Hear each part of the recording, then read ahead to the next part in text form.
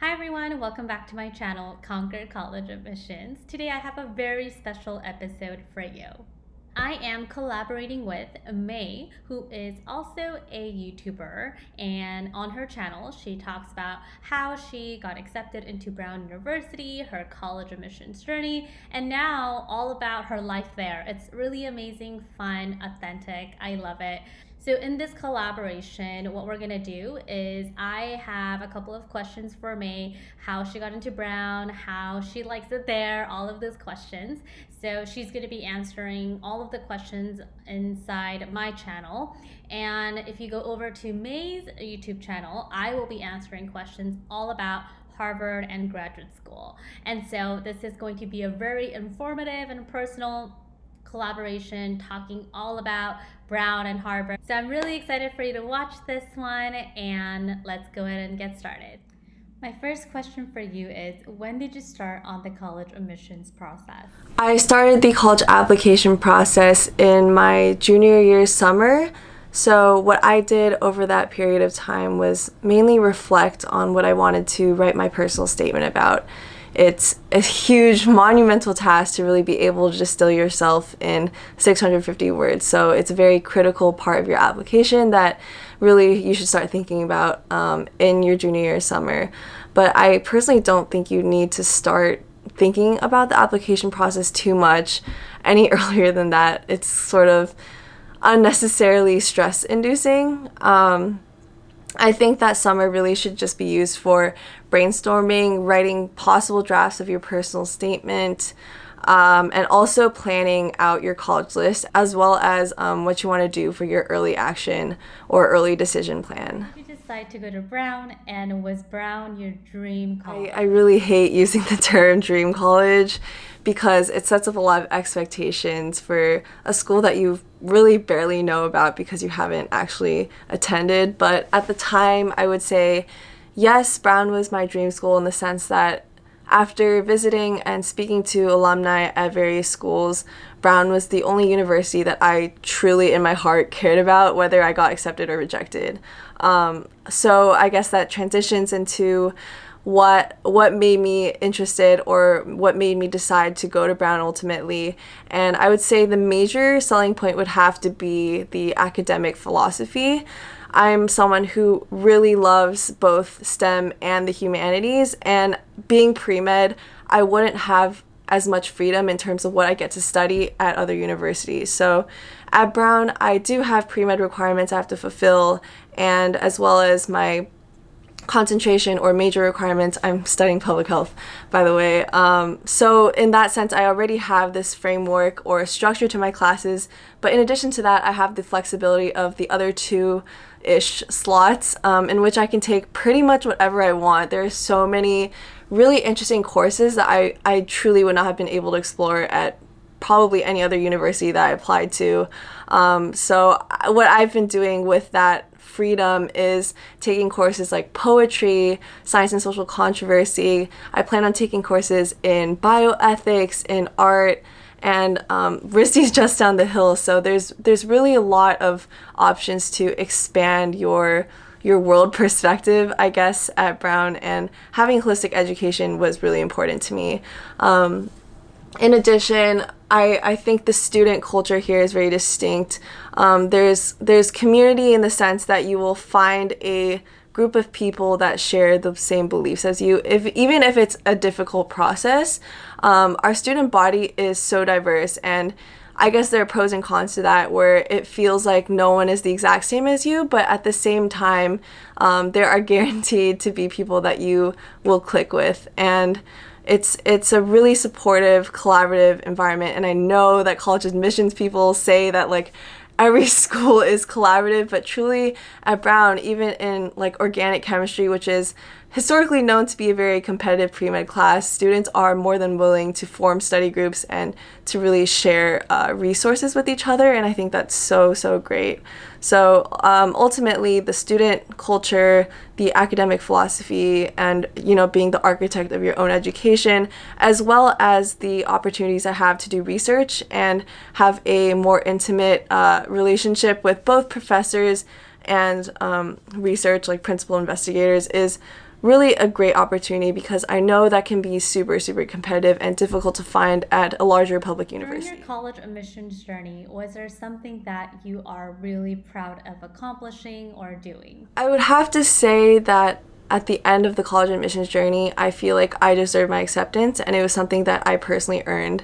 I know there's a lot of pressure to sort of seek outside help at really expensive college prep or college advising centers, but I totally don't think that's necessary, and I did not use any of those paid external resources. And you can totally succeed without any of those resources. That being said, they are helpful for some people, but I think that at the end of the day, it's your application and you know yourself best, you know your priorities and values best, and to have someone revise your essay so much to the point where it's not even you anymore is also not a great thing. So yeah, like staying true to myself at the end of the day is something that I'm very proud During of. your high school years, were you always passionate about a subject or a field of interest? So, a huge portion of my application was centered around my passion for classical music. I played violin for, I think, 10 years up until senior year of high school, and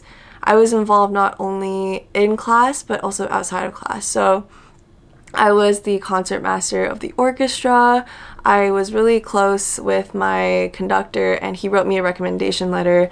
I took all of the courses that were offered at my school that were related to music, from music theory to performance practice to orchestra, and I was really involved in that at school. In terms of outside of school, I was also part of the Bay Area Youth Music Society, which is a nonprofit organization that seeks to bring music outside of the concert hall and to more unconventional audiences like in hospitals and senior centers. And we really work to fundraise for the Lucille Packard Children's Hospital at Stanford, as well as for other relief causes. So music was a great way of giving back to the community, and you'd be surprised as to how big of like an emotional and personal impact that music has on people. So I really think that my academics, my extracurriculars, and my recommendation letter all really meshed together really well to portray my interest in music, and that was a huge factor in, I think, my application being accepted. Write about in your Common App essay. I wrote my common application essay about working at a boba store. I think that in itself is proof that you can write about whatever you want in your common application essay and still get into college.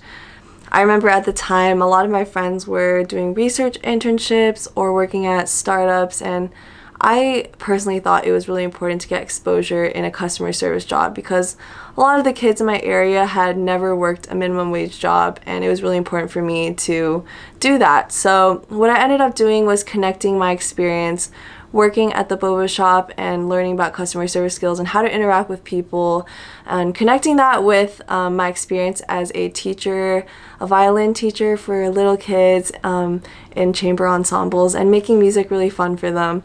So I think the essay turned out to be a more accurate and fun reflection of who I am as a person. It was very honest, and I chose that essay over the 7 other drafts that I had come up with before.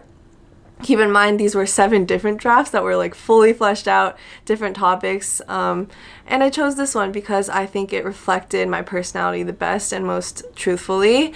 And it also was able to mesh together both my experience working at the job as well as a huge part of my life, which was music. And my last question to you is, what would be your number one advice to those high school students who are aiming to get accepted into Brown University? My advice for students who are specifically interested in applying to Brown is to center in on what your creative passion is.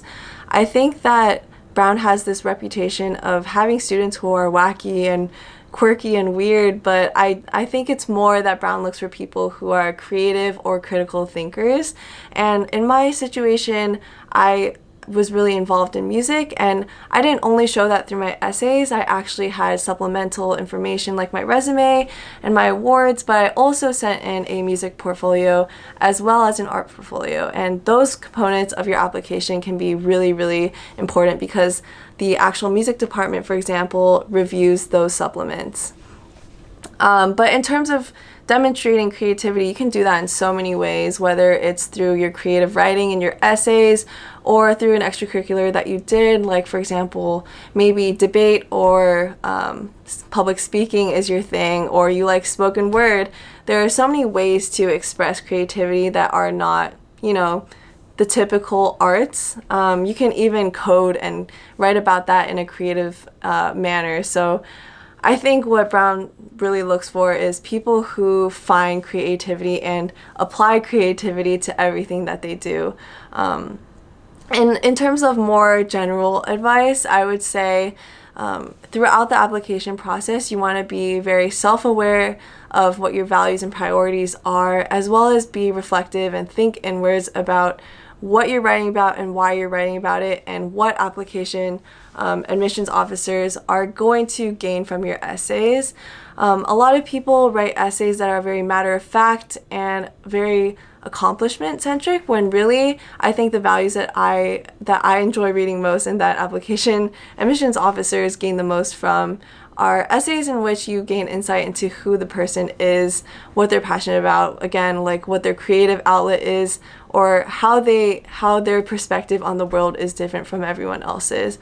Having a sort of idea about what you want to do in the future and communicating that effectively is also really important, because obviously you're not going to have your life figured out at the age of 17 or 18, but they want you to sort of have a good understanding of who you are, what your values are, and be able to portray that in your writing. So that would be my more general advice. Thank you, Julie, for having me on this Q&A. I hope it was helpful for anyone that's watching or listening. If you want to check out my YouTube channel, it's youtube.com/May Gao.